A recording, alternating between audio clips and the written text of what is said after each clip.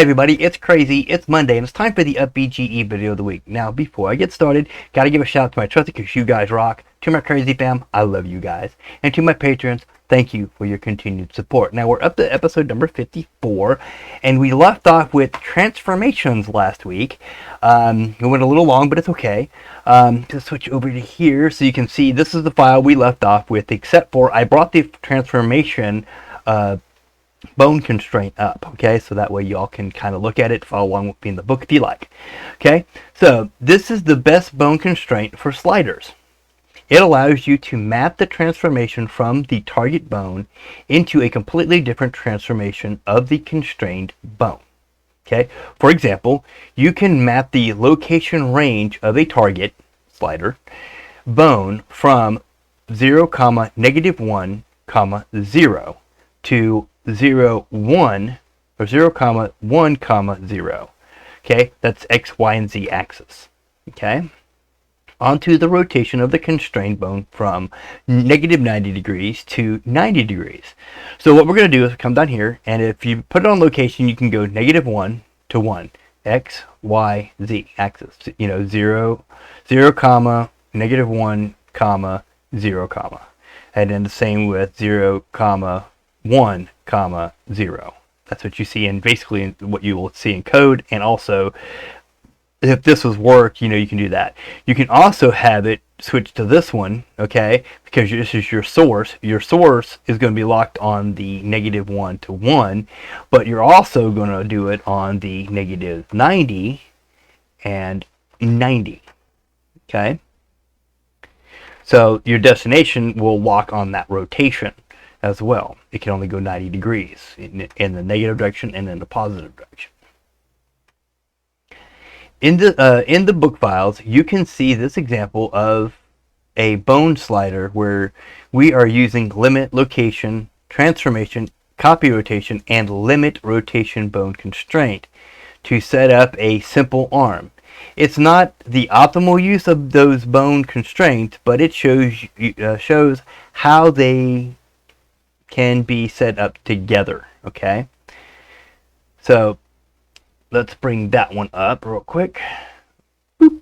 Okay, that's this one right here, and what they're talking about is you're doing a simple elbow, wrist, and hand. Okay, this little slider, if you click it, you can actually move it. Now the file, okay, the file, where's it at? Is in the files that you got when you first originally got the book. If you got the files with it, then you look under book, the chapter, and which is chapter 4, and then you'll see one constraints transform.blend. Now I've got it up here, as you can see, one constraints transform.blend. I said it wrong, didn't I? It's okay. But all you have to really do is go down here, hit open, okay, and you're going to go to, I've got mine set in game engine book, files, and in chapter 4. You know, wherever you put it at, you know, you can just look in there and look for chapter 4. Come on down here and you'll see one constraints transform.blend. Okay, and then when you click on it, it will show this. It gives you all the information you need to know about what these do and how they work. So you got a bone slider, which is this.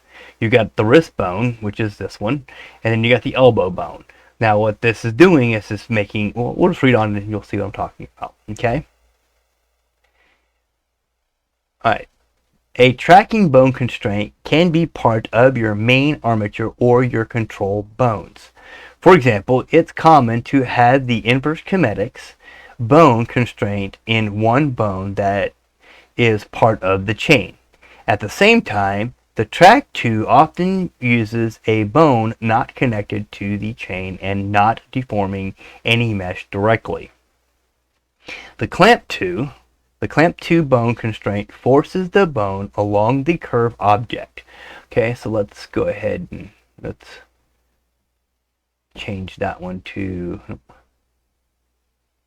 go back to that one. There we go. Let's close. Oops, I'm on the wrong one. Hang on just a second. Let's go back to this one so I can do it right here because I don't want to mess that up. Okay, so where's it is? The clamp 2 is the one we're on. We were on tracking. Where is tracking?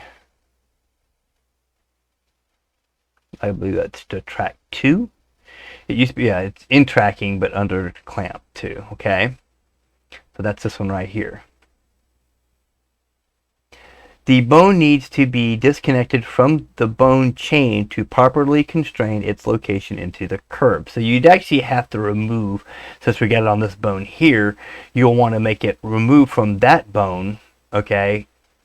You have to disconnect it from the chain itself. And then you would change the axes that way. See, it's quite handy for cyclic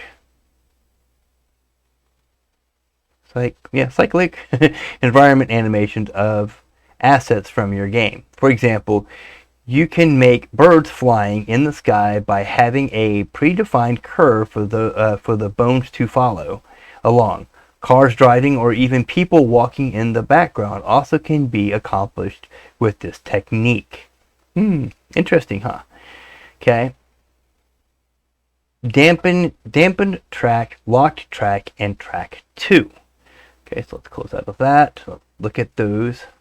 Okay, so you got damp track, you got locked track, and track 2. Those 3 bone constraints work in a familiar way. You select a target bone where the constrained bone will be facing and an existing indicating and an axis indicating the internal direction to point to that target. The difference is how much manual control over the bone rotation you need after setting up the bone constraint. While the track 2 completely locks the constrained bone rotation, the damped track keeps it completely loose for transformations on top of the bone constraint influence. Okay, I'm thinking that you can actually probably use that one kind of like in a ragdoll effect. You know, you can use that to be dampening. The dampen track gives you the most freedom between them, and it is the simplest to set up. You only have to select the axis to lock, and it allows you to adjust the rotation of any axis of the constrained bone. Okay, let's see here. Let's just look at that one. Boop. There we go. Okay, so say you got your armature, and then your target bone can be, let's say, bone 2 or bone 1. Okay, and we're gonna do that, and you can do the influence anywhere from 0 to 1. Let's do it at 50 just to be funny, or 0.5. Let's 0.5. There we go. That way it's halfway. You can see the example of this used in robotic eyes. The basic effect in the track a target object. Okay, hang on. I think I'm a little bit off. Okay, I think I went a little bit off. No. Okay, you can see an example of this used in robotic eyes. The basic effect is to track a target object, but you can still spin the eye around for a cheesy, classic, droid target locked effect. Locked track will work as a compromise between the other 2 trackers. Okay, so let's go up to that one. Close that. We don't need it. Okay, let's add a new one. Locked track. Okay. A security camera can be simulated with this bone constraint. A main axis is tracked by the camera, for example, doing a horizontal spin around routine, while the other axes are independently controlled or animated. Okay, locked track, yep, that's what it is. Okay, so you'd have your bone, or your armature, and then the bone that you want, we'll say bone 1. Okay, and then your 2 would be, we'll say Y and Z, and then your influence would be 0.5. You can do something like that, and that will keep it at that point. Track 2 locks the constraint bone for any rotation adjustment, leaving its rotation to be controlled entirely by the bone constraint. So let's go to track 2. That's this little guy right here. And of course, you need your armature. You need to set up your bone, which bone you're going to do. And you're going to track to, say, the Y position. Okay? By default, it rotates only one axis. However, you can track the other axis of the bone by setting target Z in this bone constraint panel. Okay? So you can hit target Z right here. Okay? See how it changes? Alright. If we did brain 2, it would do that. It would do 2. But see, that one doesn't do it because we're on bone 2. Let's do 3. Nope, 3's the same. 4, same. Let's undo that real quick and go back to 3. Nope, 3's the same. 5, there we go. 5 doesn't use it. Oops. Thought I did 5. Sorry. Won't let me do 5. Fine. You can't do 5 because it's on the y-axis probably. But anywho, you get the idea. You get the gist. However, you can track the other axis of the bone by setting the target Z in this bone constraint panel. The classic use of this is for eyes.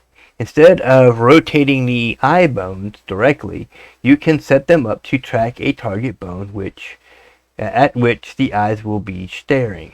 Okay, so you would put something out here, have these, your eyes, track to that one, whether it be whatever direction. Okay. Okay, what are we up to? Yeah, we're up to 11 minutes. So we're going to leave off with inverse kinetics because inverse kinetics is a deep subject that a lot of people talk about. So we'll go ahead and leave that for this week. Let's go ahead and switch back to here. We'll end off with that. That is page number 20 if you're following along.